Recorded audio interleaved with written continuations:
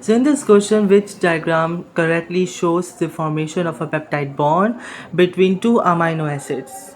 अब हमें ये बात पता लगनी चाहिए कि अमाइनो एसिड्स का हमें स्ट्रक्चर पता होना चाहिए. अगर हमें स्ट्रक्चर नहीं पता होगा तो हम ये क्वेश्चन कभी नहीं कर पाएंगे. नाउ पार्ट ए सेज कि हमारे पास एक बहुत ही ज़्यादा लॉन्ग चेन स्ट्रक्चर हमें दिया हुआ है और दूसरी जगह पे हमें बहुत शॉर्ट स्ट्रक्चर दिया हुआ है. ठीक है. एंड यू आर सीइंग कि यहाँ पर O H from the first compound and H from the second compound आपस में रिएक्ट करेंगे टू मेक वाटर और हमारे पास सी एन बॉन्ड आपस में फॉर्म्ड हो जाएंगे. नंबर वन कंपाउंड का जो कार्बन है वन सेकेंड कंपाउंड के नाइट्रोजन के साथ अटैच होकर पेप्टाइड बॉन्ड बनाएगा. Is it correct? So the answer is correct. ठीक है, क्योंकि हमें पता है कि एक जो मॉलिक्यूल है, एक जो अमाइनो एसिड का मॉलिक्यूल होता है उसमें एक H ग्रुप होता है, एक R ग्रुप होता है. R ग्रुप आप नीचे वाले को इसको कंसीडर कर सकते हो. ठीक है, एक अमाइन ग्रुप होता है and the one is carboxylic acid group. तो carboxylic acid group from one amino acid reacts with the amine group of another amino acid. ठीक है, to form peptide bond or water is given in the product as a condensation reaction. अगर आप B को देखोगे तो उसमें आपको पता चलेगा कि जो पहला मॉलिक्यूल है उसका कार्बोक्सिलिक एसिड ग्रुप जो है उसका OH साइड रिएक्ट करे with the hydrogen on the second amino acid. लेकिन अगर ये इसके साथ रिएक्ट करे तो ये C बॉन्ड बना रहे, CN बॉन्ड नहीं बना रहा. और नंबर 2 पर अगर हम फोकस करें तो सेकेंड मॉलिक्यूल जो है उसमें हमारे पास जो अमीनो एसिड है उसमें अमाइन ग्रुप, हाइड्रोजन ग्रुप, यानी R की जगह सिंपल हाइड्रोजन लगाया हुआ है. ठीक है, ऊपर वाली साइड पे भी हाइड्रोजन ग्रुप और आगे कार्बोक्सिलिक एसिड. तो हमारे पास हाइड्रोजन जो कार्बन पे in the centre of the carbon हमारे पास जो हाइड्रोजन है उसके साथ रिएक्ट करे. ऐसा कभी नहीं होता कि वो आपस में रिएक्ट करके कोई पेप्टाइड बॉन्ड बनाए. मेक श्योर आपको पता होना चाहिए कि पेप्टाइड बॉन्ड हमेशा CN यानी कार्बन नाइट्रोजन के बीच में बॉन्ड बनता है हमेशा. ठीक है, so it is incorrect obviously.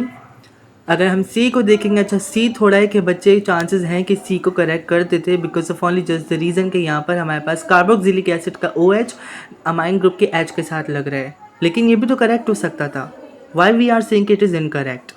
तो आप फोकस करोगे कि मैंने आपको बताया था कि अमीनो एसिड का आपको पूरा जो है वो प्रोटीन का स्ट्रक्चर पता होना चाहिए. यहाँ पे अमीनो एसिड का जो हमारे पास स्ट्रक्चर है उसमें हमारे पास कार्बन होता है. अब ऊपर वाली चेन पर हमारे पास कार्बन के ऊपर हाइड्रोजन है, राइट साइड पर हमारे पास जो है वो कार्बोक्सिलिक एसिड और लेफ्ट साइड पे हमारे पास अमाइन ग्रुप है और डाउनवर्ड्स हमारे पास R ग्रुप है.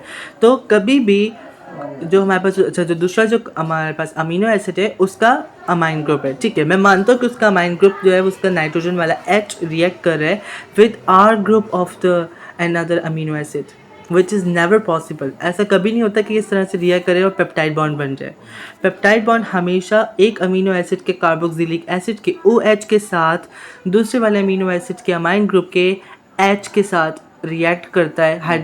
वाटर जो है वो प्रोडक्ट में निकलता है और CN बॉन्ड बनता है जो कि हमारे पास होता है पेप्टाइड बॉन्ड. ठीक है, तो इट इज़ इनकरेक्ट क्योंकि यहाँ पर हमारे पास जो है वो कार्बोक्सिलिक एसिड नहीं बल्कि हमारे पास यहाँ पर दूसरी carboxylic acid which is from the R group react कर रहा है. और ऐसा R ग्रुप कभी भी रिएक्ट नहीं करता इनके साथ. तो ये बात अपने दिमाग में बैठा लीजिएगा. अगर काफ़ी बच्चे सोचते हैं कि वो ये रट्टा लगा कर आएंगे कि कार्बोक्सिलिक एसिड एक अमीनो एसिड का और दूसरे अमीनो एसिड का जो है वो अमाइन ग्रुप आपस में रिएक्ट करेगा.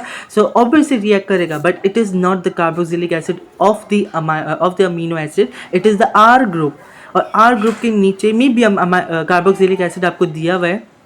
तो you can say this is the option but it is incorrect. ठीक है, R ग्रुप कभी भी रिएक्ट नहीं करेगा भले फिर R ग्रुप में हमारे पास कार्बोक्सिलिक एसिड हो as given in the option C. So C and B are incorrect. D को देख लेते हैं थोड़ा. So obviously D is totally incorrect. उसका क्या रीज़न है? अच्छा, यहाँ पर भी आपको जो बच्चे ने रट्टा लगाया था कि भाई एक कार्बोक्सिलिक एसिड के साथ दूसरा अमाइन ग्रुप आपस में रिएक्ट करेगा, तो यहाँ पर एक अमीनो एसिड ग्रुप तो सही लगा हुआ है जिसका कार्बोक्सिलिक एसिड का OH रिएक्ट करे, लेकिन दूसरे जिससे रिएक्ट करे again it is R group.